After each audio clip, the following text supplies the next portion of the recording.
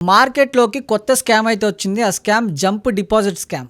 ఈ స్కామ్‌లో స్కామర్ ఏం చేస్తాడంటే నిజంగానే మన అకౌంట్‌కి 2000 నుంచి 5000 రూపాయలు డబ్బులు పంపిస్తాడు.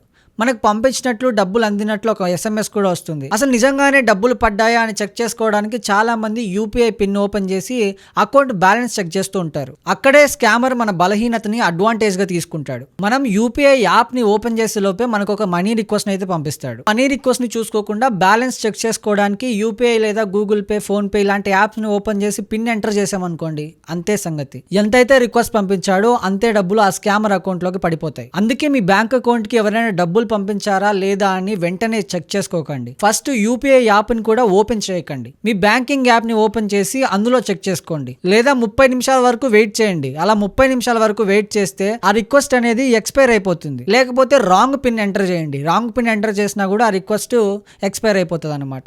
సో ఇలాంటి స్కామ్ జరుగుతుంది కాబట్టి దయచేసి చాలా జాగ్రత్తగా ఉండండి.